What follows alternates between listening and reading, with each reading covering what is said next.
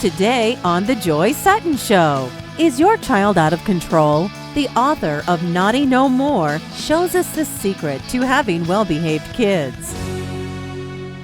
Welcome to The Joy Sutton Show. You know, parents, I have to give it to you. You have one of the most challenging yet rewarding jobs in the world. I know you love your kids, but how you deal with it when they're throwing temper tantrums or even talking back? What if I told you with a few simple, we're talking about simple changes here, your child would be naughty no more? That's the title of the book of my first guest, Dr. Jodi Mullen, and she has some advice for all of our parents today.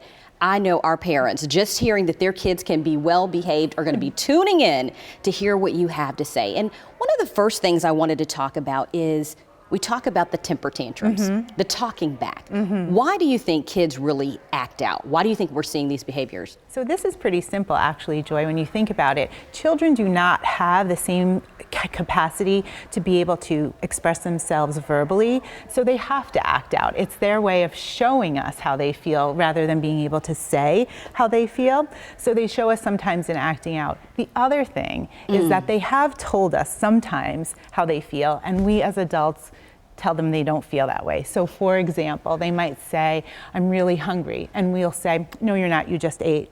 Or and we're like, you gonna eat this food. Right. Or they'll say something like, I hate my mom. And we'll say, no, you don't hate your mother. So they tell us, and then we tell them no. And then we want them to tell us, and they can't, so they act out. So throwing temper tantrums is just a communication. And if we think about it as our child is trying to communicate something with us rather than they're being bad, then we can respond to it a much more responsible way. That's so powerful to know that every time your child is doing something, whether it's talking back or something, they're sending you a message. Exactly. A message saying, hey, something's going on, and you're not checking in. That's right. That is so huge. And you know, what I love that you say too, is that it's not about the child's behavior, but about your relationship with the child. Many times we blame the child to some extent, like Johnny's just a bad kid, or this kid is not acting properly, but it's not about that child, it's about your relationship with them. Explain that to me, because that's really deep when you think about it. Okay, so if you can do some things differently, if you can create stability and consistency in your child's life,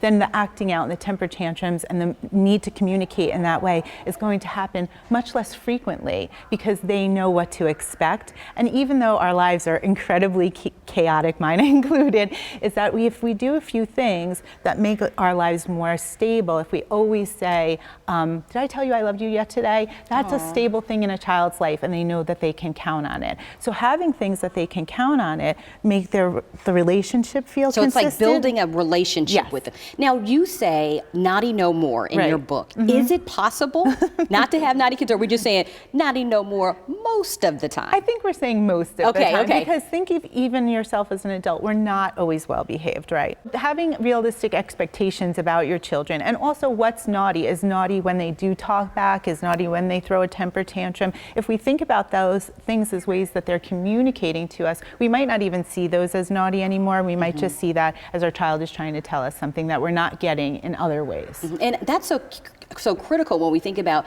just tuning in to what our child really wants. So what do you think we're doing wrong as parents then? Is it that we're tuned out? I know you had said earlier maybe we're not paying attention, but do you think as parents we're so busy, we've got our own agenda going on, that we're really tuned out? So we have kids who are acting out more often. Yeah, absolutely. So two things. One is I think we're not creating stability and consistency.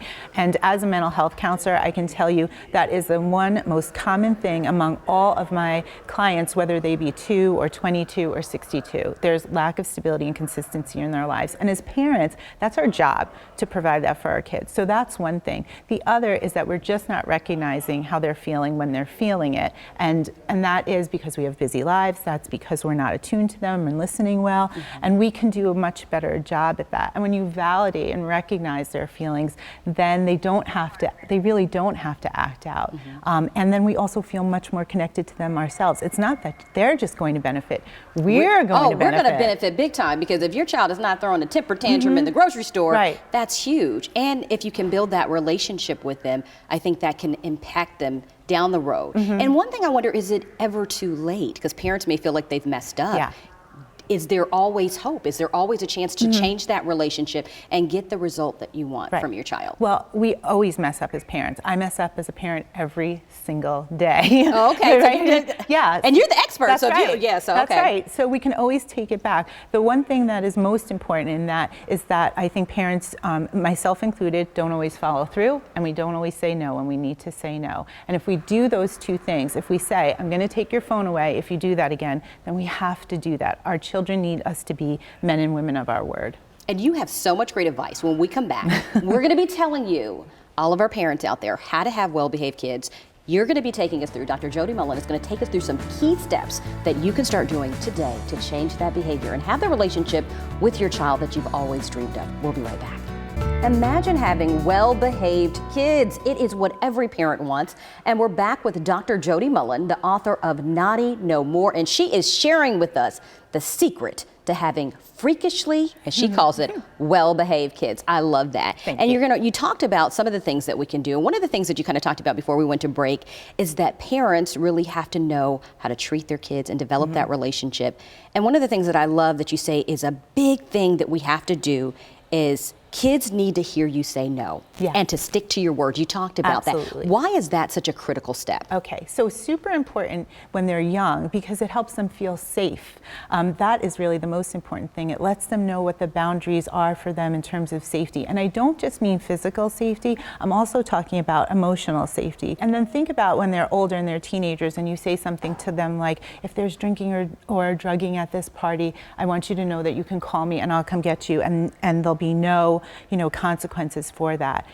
If you haven't been a man or a woman of your word and you haven't said no and you haven't followed through, then they're not going to believe you. And then now they're not safe as teenagers. And so all of these things really help keep them contained, safe, and feeling like they can respect you because they know that respect. too. Because when you lose a child's respect, probably they're going to walk all over you. Absolutely. And they're going to treat you that way too. And you're going to see a lot more behavior that you don't want to see because they don't respect you. But the key to that, Joy, really is you have to show them respect as well. That is huge. And that moves on to our next point, and it's talking about acknowledging them, acknowledging their best and showing their gratitude. Yeah. You talked about the respect issue there. So how do we need to acknowledge them and respect them and actually show them gratitude? Because it's a relationship. Exactly. So one of the things that we do frequently as parents, and I know I do as myself too, is I'll point out something they didn't do or something I don't like that they're doing. But we have to make sure that we're doing that on the other end. And also the things that, recognizing the things they're proud of. So when they say like, look at this picture I drew, and you're like, okay. Yes, I love it. Yes, it's just saying, rather, it's not so important whether you love it or not, it's acknowledging that they feel proud of it. You are so proud of what you created. You really worked hard on that. Saying things like that to your child that acknowledge their point of view rather than always giving our feedback and our point of view, then they feel respected, then they feel validated, and then they can give that back. We can't give away what we don't have. That is so critical. And the other thing you said is validating their feelings. And that goes into tuning into them. When the kid says, I'm not hungry. Right. How do you know how do you balance that? Because you're like, yeah, you need to eat, but how do you listen to them, but yet still give them some freedom? That's a hard one. It's kind of silly when we think about it because there are times when we're not hungry and nobody says to us as adults, well, you have to eat something or else X is going to happen. You're not going to bed. Right. There's a natural consequence for things like that. You're going to get hungry, and when you're hungry, then you'll need something to eat. So, but I think in terms of being attuned to them and validating their feelings, it can be kind of tough for us because sometimes they're mad at us, sometimes they're embarrassed by us. I have a 12-year-old and a 15-year-old, so yeah, sometimes they're embarrassed by us, and just acknowledging you don't want me to kiss you goodbye because that would embarrass you is a really important thing. So being able to do that comes from being attuned to them, looking at their face. You can read your kid. You are the expert on your kid, and so making sure that you are doing that is going to prepare them for that. It also gives them a way then to tell you how they feel. So if you say you're so proud of what you created, then you will see, like, very quickly they'll tell you, I'm really proud of that I did this or that I said this. So and you're just giving them listening language. to that. And the thing that you said too, and lastly, is that you have to be the role model. You have to show them, you say, mistake making, responsibility taking, and apologizing. Yes. So what do you mean by that? How do we become the role model? Because they're watching us. Absolutely. So, all the time. But yes, even more than they're listening to us, they're watching us, because children are much better at nonverbal communication than they are at verbal communication until they get a little bit older. So they're taking in all the things that we're showing them. So when we make a mistake, rather than hide it from our kids, highlight it to our kids. Mommy made a mistake. I should have done this instead of this. Now our kids know that we do that, and then they'll tell us when they make mistakes. It won't be so embarrassing. It won't be like I'm the only one who's not doing anything right. Exactly. And also taking responsibility. I hear a lot of parents saying, like, my child doesn't take any responsibility for their behavior. Well, how are you taking responsibility for your behavior? And that is so huge. And even in addition to that, taking responsibility but saying I'm sorry to your kid is huge when you make a mistake. Yeah. I think that's huge. And it's way different than say you're sorry. It's that they really feel sorry. And so when you're really feeling sorry and you make a mistake with your child and you lose it, which some of us do as parents, is just say, I lost it. I'm sorry. I needed to take a time out and I didn't go ahead and do that. Wow, you have some wonderful advice. Your book Thank you. is Naughty No More. She's going to help you. They're not going to be great all the time, but No. she can help you to get them to a place that you have freakishly well-behaved kids. And we'll be right back.